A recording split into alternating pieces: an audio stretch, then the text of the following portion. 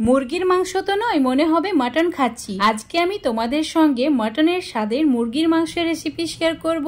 এইভাবে একবার রান্না করে খাওয়ার পর তোমরাও এটার প্রেমে পড়ে যাবে। যেমন দেখতে লোভনীয়, সেই রকম দারুণ সুস্বাদু খেতে, আর দেখেই মনে হচ্ছে মাটন রান্না হয়েছে।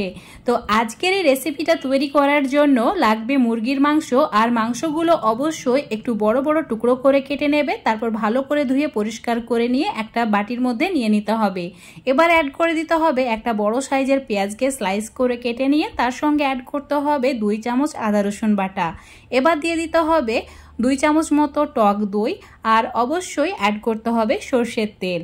এখানে প্রায় 4 চামচ মতো সর্ষের তেল অ্যাড করেছি। তার সঙ্গে হলুদ গুঁড়ো 1 চামচ, হাফ চামচ লঙ্কা গুঁড়ো, আর অ্যাড করেছি 1 চামচ ধনে গুঁড়ো, 1 চামচ জিরে গুঁড়ো, আর দিয়েছি 1 চামচ মতো কাশ্মীরি লঙ্কার গুঁড়ো। এবার দিতে হবে অল্প পরিমাণে গোলমরিচ গুঁড়ো। সমস্ত কিছু এবার হাত দিয়ে মেখে নিতে হবে। এখানে কিন্তু লবণ ব্যবহার করা যাবে না, লবণ ছাড়াই সমস্ত মশলা অ্যাড করে এভাবে মেখে নিতে হবে। এবার অ্যাড করে দিচ্ছি মিডিয়াম সাইজের 5টি আলু।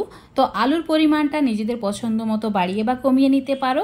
মশলার সঙ্গে একটু মাখিয়ে নিতে হবে। মাখানো হয়ে গেলে চুলোর উপর একটা প্রেসার কুকার নিয়ে নিচ্ছি, আর প্রেসার কুকারে পরিমাণ মতো রান্নাটি করতে যতটুকু তেল প্রয়োজন সেই হিসাবে সর্ষের তেলটা গরম করে নিতে হবে। তেল গরম হয়ে গেলে প্রেসার কুকারের মধ্যে মশলা মাখানো আলুগুলো অ্যাড করে দিতে হবে। এবার চুলোর ফ্লেম মিডিয়ামে রেখে আলু লালচে করে ভেজে নিতে হবে, যাতে আলু 50 থেকে 60% মতো সেদ্ধ হয়ে যায়।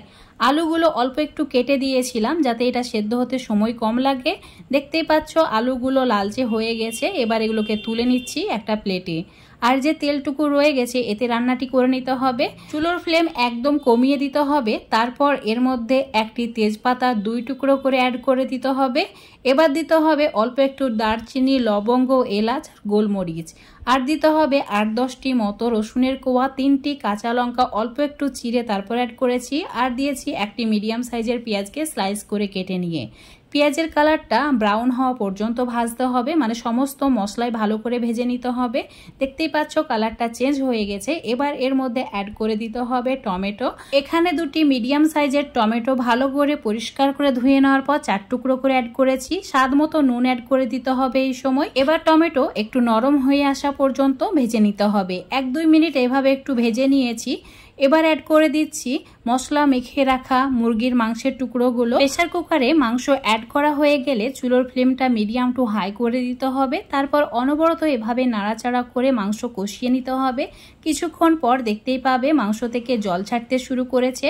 চিকেন থেকে বেরোনো জল সম্পূর্ণ শুকিয়ে গেলে তেল ছাড়তে শুরু করবে, তখন এটা ভালোভাবে কষানো হয়ে যাবে। আর যখন দেখবে ঠিক এইরকম একটা কালার চলে এসেছে, এর মধ্যে ভেজে রাখা আলুগুলোকে অ্যাড করে দিতে হবে। তারপর 1-2 মিনিট আবারও একটু সময় নিয়ে কষিয়ে নিতে হবে। যখন একদম ভালোভাবে কষানো হয়ে যাবে অল্প একটু জল অ্যাড করে দিতে হবে।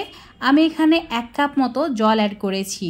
এর চেয়ে বেশি পরিমাণে জল অ্যাড করা যাবে না। প্রেসার কুকারে রান্না করছি তাই জলের পরিমাণটা কমে যাবে না, এতটুকুই থাকবে। তাই জলের পরিমাণটা নিজেদের পছন্দ মতো কম বেশি করে নিতে পারো। একদম মাটনের স্বাদে আমরা চিকেন রান্না করছি, তাই এখানে গ্রেভিটাও মাটনের মতো রাখতে হবে। এবার ঢাকা দিয়ে হাই ফ্লেমে 2টি সিটি দিয়ে নিতে হবে। 2টি সিটি দেওয়া হয়ে গেছিল। যখন প্রেসার কুকারটা একটু ঠান্ডা হয়ে গেছে চুলোর ফ্লেমটা আবারও অন করে দিয়ে ঢাকাটা খুলে দিলাম। তোমাদের এখন আমি দেখিয়ে দিচ্ছি, দেখো সমস্ত কিছু ভালোভাবে কুক হয়ে গেছে। এবার চুলোর ফ্লেম মিডিয়ামে করে রেখে অ্যাড করে দিতে হবে 1 চামচ মতো গরম মশলার গুঁড়ো, আর তার সঙ্গে হাফ চামচ মতো ঘি।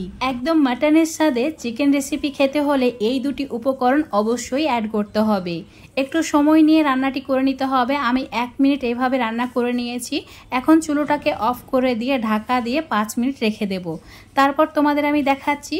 এখন আমি তোমাদের 5 মিনিট পর দেখাচ্ছি। জাস্ট কালারটা দেখো, যেমন দেখতে লোভনীয় হয়েছে সেই রকম দারুণ সুস্বাদু খেতে।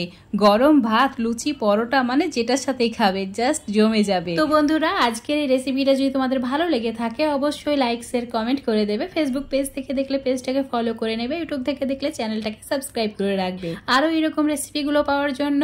তো মাটনের স্বাদে মুরগির মাংস অবশ্যই বাড়িতে একবার রান্না করে খেয়ে দেখবে। একবার খেলে প্রত্যেকবার এভাবে খেতেই পছন্দ করবে।